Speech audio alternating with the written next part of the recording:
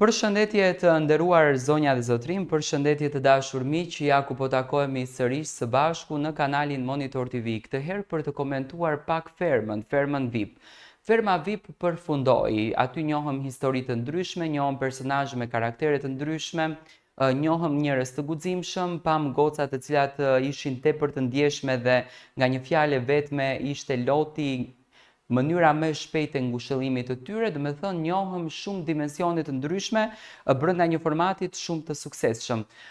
Banorët apo fermerët janë të lumtur, janë me hatërmbetje, janë të pakënaqur, do të thënë dhe gjuajnë thumba kundër drejt produksionit. I njohur për mënyrën e tij të drejtë për drejtë, i njohur për sinqeritetin e tij, i njohur për vërtetësinë e tij, i njohur për njeriu e guximshëm, në këtë rast njeri shumë i guximshëm, Anduel Kovaçi në post ferma VIP, le ta themi, pas përfundimit të këtij formatit kaq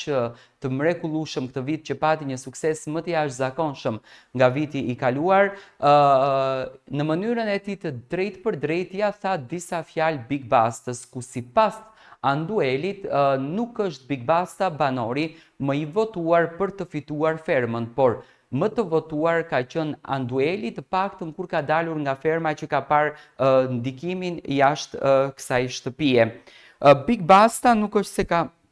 dhënë ndonjë sqarim të detajuar, do me thënë edhe pse ishte një akuzë shumë e rëndë për produksionin që Andueli e kishte kuptimin duke i thënë produksioni që ju e keni nxjerrë fitues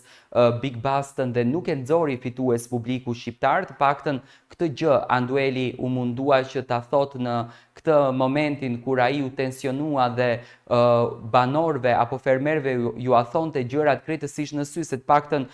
sinqeritetin e ka patur bazën kryesore dhe ne kemi njohur Anduelin që në start për sinqeritetin e tij. Është kjo gjëja që do të thënë shqiptarët e kanë vlerësuar pafund, djegësit e kanë vlerësuar pafund dhe po e bëjnë meme në TikTok. Big Basta i ftuar në një emision, do të thënë emisionin e pasdites në Vision Plus, u pyet nga moderatorja pse nuk ishte Vesa Luma në after party me ty për të shoqëruar. Big Basta pikë së parë një herë u step, u tërhoq dhe më pas dha një përgjigje shumë të ftohtë në kuptimin që Vesa ishte tepër e lodhur dhe duheshte edhe të jetë edhe me fëmijët në shtëpi. Tani nuk e dim në qoftë se marrëdhënia e tyre është në rregull, nuk e dim në qoftë se marrëdhënia e tyre është në ditët e tyre më të mira, do të thënë Vesa hyri brenda në fermë edhe e takoi Big Bastën, por nuk është se ka patur ndonjë eufori të madhe të mbështetjes jashtë fermës, do të thënë jashtë shtëpisë, gjatë kohës kur Big Basta ishte brenda këtij formati, por gjithsesi Andueli duket se është me hatërmbetje që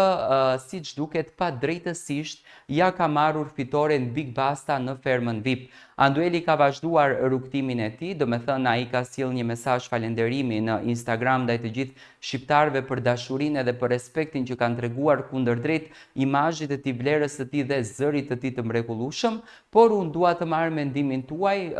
dhe dua t'ju pyes ju në fakt si ndjekës besnik të këtij formatit, a mendoni që Big Basta është i përzgjedhur nga publiku apo nga produksioni, ku ne nuk duam të besojmë që produksioni nuk respekton në asnjë mënyrë votat e publikut?